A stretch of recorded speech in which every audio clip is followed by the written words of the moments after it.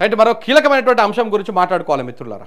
మరో కీలకమైనటువంటి అంశం, ఈ కీలకమైనటువంటి అంశం ఏంటంటే బనకచెర్ల పోయింది, ఇప్పుడు పోలవరం సోమశిల వచ్చింది. బనకచెర్ల పోయింది, పోలవరం సోమశిల వచ్చింది. ఇది రాష్ట్రానికి సంబంధించినటువంటి అంశం. దీన్ని కొంత మనం జాగ్రత్తగా అర్థం చేసుకొని 10 మంది తెలియజేయాల్సినటువంటి అవసరం ఉన్నది.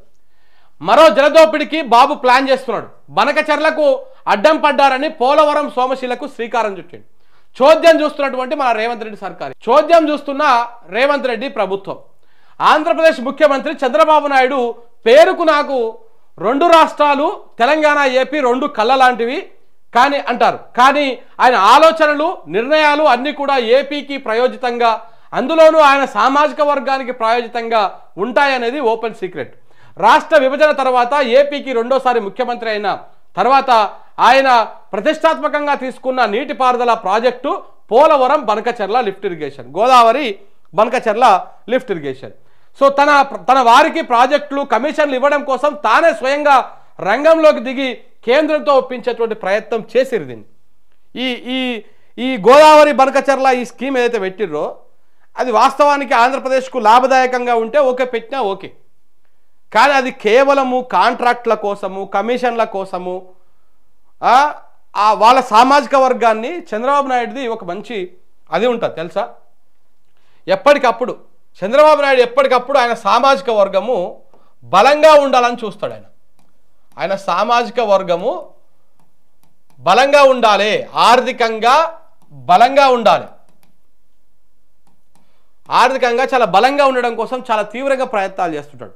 ప్రతిసారి అధికారంలోకి వచ్చిందంటే ఇక మన కులపోలకు మనం ఏం చేసి పెట్టాలి, దాంట్లో భాగంగా ఆ ఆర్థిక బలాన్ని చేకూర్చడంలో బాగా పుట్టిందే ఈ జీబీ లింక్. ఈ జీబీ లింక్ దాంట్లో భాగంగానే పుట్టింది. అందులో భాగంగానే పుట్టి ఈ గోదావరి బనకచెర్ల మీద చాలా రోజులు ప్లాన్ చేసి ఎట్లయినా సరే దాన్ని ఒప్పియాలి, 80,000 కోట్లతో ఆ ప్రాజెక్టు స్టార్ట్ చేసి అది అందిన కాడికి మనము మన సామాజిక వర్గాన్ని ఆర్థికంగా పరిపుష్టిగా ఉంచాలని ప్రయత్నం చేసిండు. కానీ సీన్ తిప్పికొట్టి కేసీఆర్ అనే టీం, బీఆర్ఎస్ పార్టీ, తెలంగాణ ప్రభుత్వం ఎదురు తిరిగేసరికి కాస్త వెనక్కి తగ్గాడు. అయినా అక్కడితో ఆగలేదు.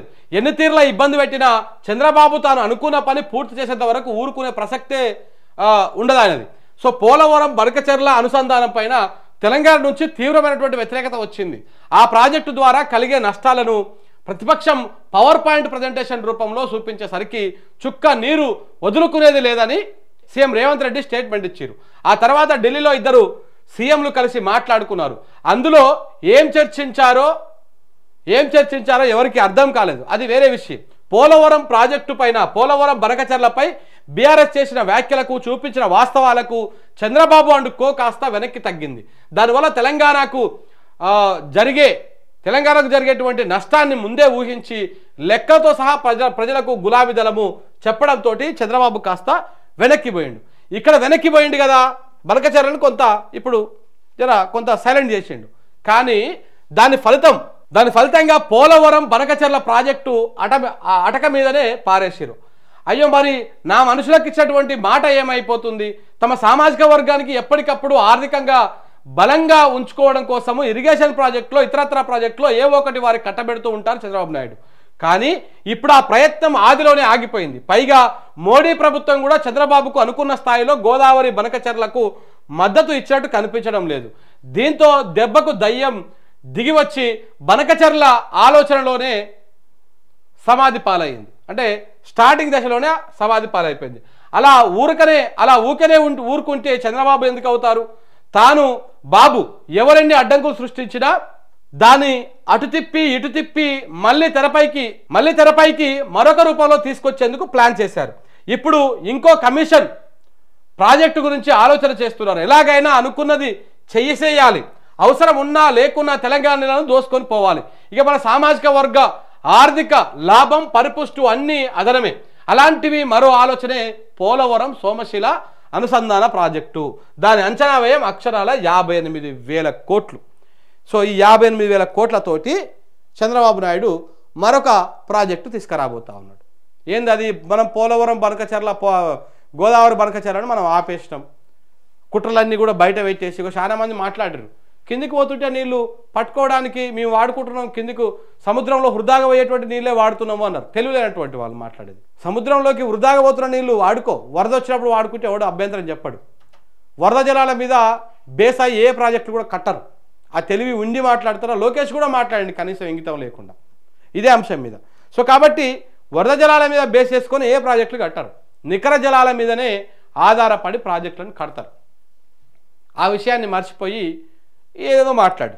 ఇప్పుడు అది మొత్తం ఆధారాలతోటి ఇవన్నిటితోటి తెలంగాణ సమాజం తిరగబడి తెలంగాణలో నీటిపారుదల శాఖ ఎక్స్పర్ట్స్ ఎవరుతున్నారో వాళ్ళందరూ కూడా మీడియాలో మాట్లాడిర్రు, రౌండ్ టేబుల్ సమావేశాలు పెట్టిర్రు, రకరకాలుగా మాట్లాడడంతో చంద్రబాబు నాయుడు కొంత వెనక్కి తగ్గిండు. ప్రభుత్వానికి గత్యంతరం లేకుండా ఇంకొక ఆప్షన్ లేకుండా మనం సైలెంట్గా ఉంటే రేవంత్ రెడ్డి గారు మంచిగా తడిగుడ్డ బీదేసుకొని ఇంట్లో హోమ్ థియేటర్లో సినిమా చూసుకుంటే కూర్చునేవాడు. ఆయనకి నీళ్లు ఈ గోదావరి కథ ఈ వ్యవహారం అంతా ఏం తెలియదు, ఆయనకి తెలుసుకునే ప్రయత్నం కూడా చేయడు. అట్లా తెలుసుకుంటాడు చంద్రబాబు నాయుడు తొత్తులను తీసుకొచ్చుకొని ఎందుకు పెట్టుకుంటాడు ఇక్కడ? ఆదిత్యనాథ్ దాసో ఆడో వీడో ఎవరెవరో తెలంగాణలో మేధావులే లేరా, మేధావి వర్గమే లేదా? సో ఇట్లాంటి వాళ్ళని తీసుకొచ్చుకొని ఇక్కడ పెట్టిండు. ఇదంతా దేనికోసము? చంద్రబాబు నాయుడుకు లాభం చేకూర్చడం కోసం. దాంట్లో భాగం ఇదంతా కూడా. ఇప్పుడు 58 కోట్లతోటి 58,000 కోట్లతోటి పోలవరం సోమశిల లింకు తయారు చేస్తూ ఉన్నారు. రాయలసీమకు నీళ్ళు ఇవ్వడం కోసం ఇది చేసేటువంటి కార్యక్రమం. ఏదో ఒకటి మనం పెద్ద ప్రాజెక్ట్ ఇవ్వాలి, 1,00,000 కోట్ల ప్రాజెక్ట్ కట్టాలి. ఇప్పుడు కడితేనే మన సామాజిక వర్గం బలంగా ఉంటుంది, లేకపోతే ఉండదు. ఆ ప్రయత్నంలో భాగంగానే ఇదంతా కూడా నడుస్తూ ఉందన్నమాట.